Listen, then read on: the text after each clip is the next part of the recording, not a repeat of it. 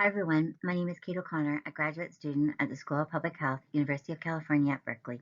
Today I will be presenting an emergency management disaster recovery plan for a black swan incident at the Kapi'olani Medical Center for Women and Children, Hawaii. A black swan incident is a metaphor for an unexpected and rare phenomenon, an incident of low probability of occurrence but of extreme impact, an outlier of unusual expectations. Ultimately, one cannot completely predict or understand a black swan incident. However, protective measures should be taken to avoid and mitigate the negative consequences of a lack of preparation, lack of knowledge, and lack of understanding in the face of an unexpected but possibly devastating outlier, the unthinkable, a terrorist attack in the Children's Hospital. Two recent black swan incidents are the terrorist attack of 9/11 and one of the greatest and longest healthcare emergencies of our history, COVID-19. The black swan incident I am presenting is a terrorist attack with a radiological dispersal device detonating in the pediatric intensive care unit of the Children's Hospital. Kapi'olani Medical Center for Women and Children is the only full-service pediatric hospital with the only full-service pediatric intensive care unit for the entire state of Hawaii and the entire South Pacific region from Samoa to Saipan. The loss of services of this hospital would be devastating to the island. It would mean loss of labor and delivery services and loss of all the specialty and intensive care services for the children of Hawaii. Hawaii is a paradise to many, but it can be a safe haven to terrorists. Hawaii has many remote areas that terrorists can hide and plan their nefarious actions away from the prying eyes of law enforcement. There are also people on the island that are against the U.S. government and would sympathize with terrorists.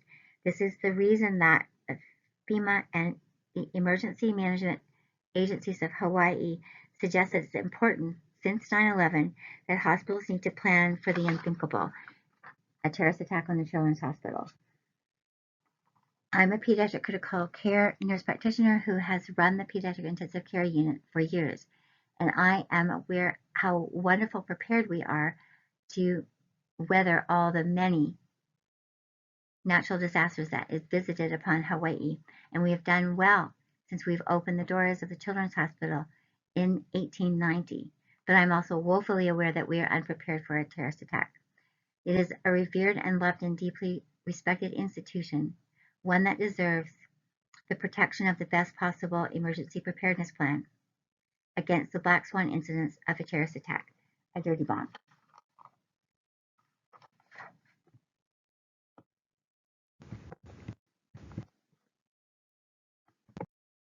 So what would be the result of a detonation of an RDD in the PICU? This would cause dissemination, aerosolization, and propelling of radioactive material, contaminating and exposing all of the children, all of the staff, and all of the families.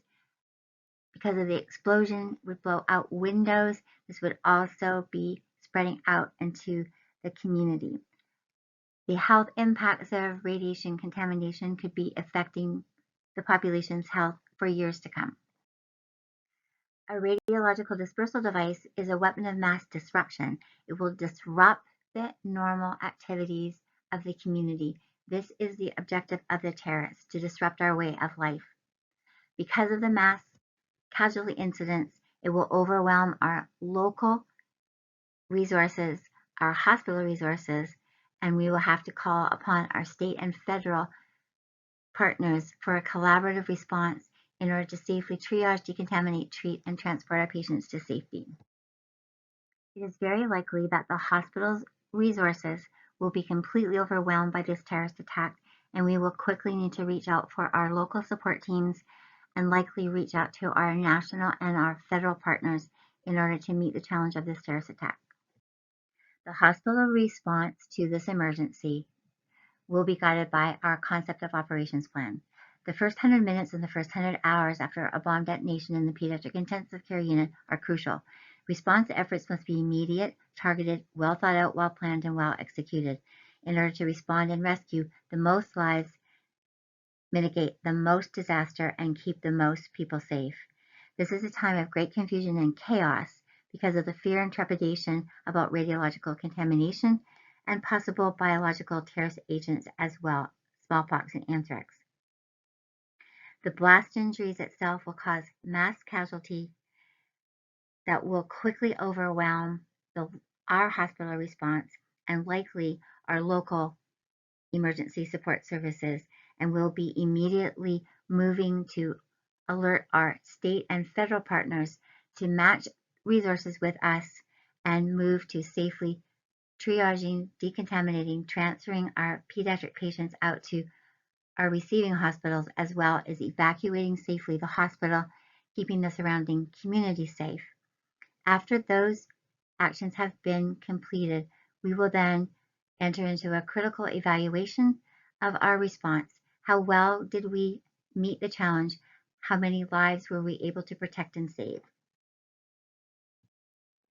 In order to face critical emergencies in the hospital and to protect patients and staff's health and well-being, the incident command system has been adapted into medical practice so that we can streamline our communications and have delineated roles that will quickly facilitate decision-making.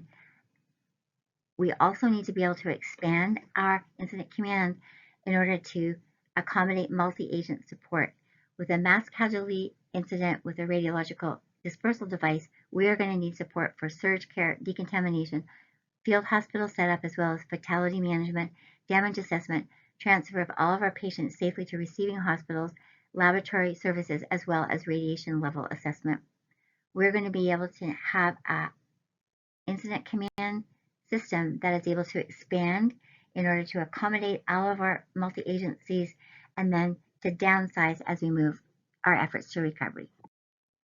As you can see, our hospital incident command org chart can expand to accommodate our multi-agent support services, such as the incident consultant for a radiological dispersal device, our fatality management, our expanded medical services with DMATs, and our decontamination consultant units.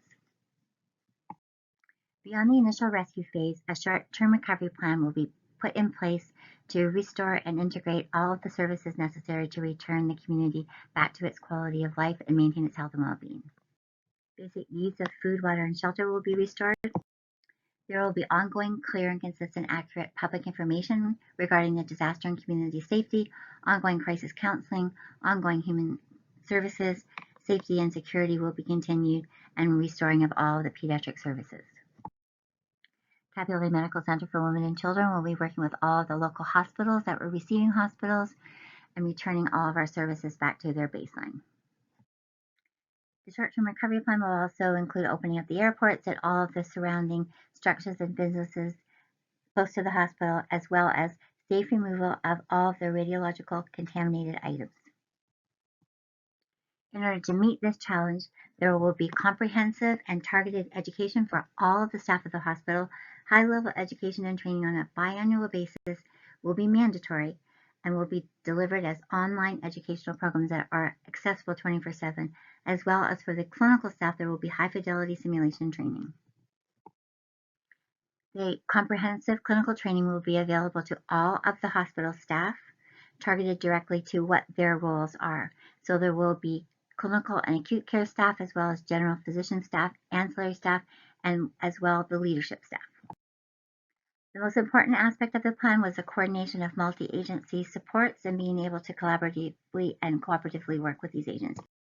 One of the most important aspects of the plan was the communication plan, making sure that the hospital had control and maintained both internal and external communications, delivering accurate, concise, consistent, science-based information to staff and patients and the population at large. Another important aspect of the plan we would want to include would be additional provisions for emphasis on mental health support for families and staff and patients. For the protection of those who are the most vulnerable, the sick and hospitalized children of Hawaii, a well-developed and well-practiced emergency management preparedness and disaster plan in the face of a terrorist attack is critical. We will be ready.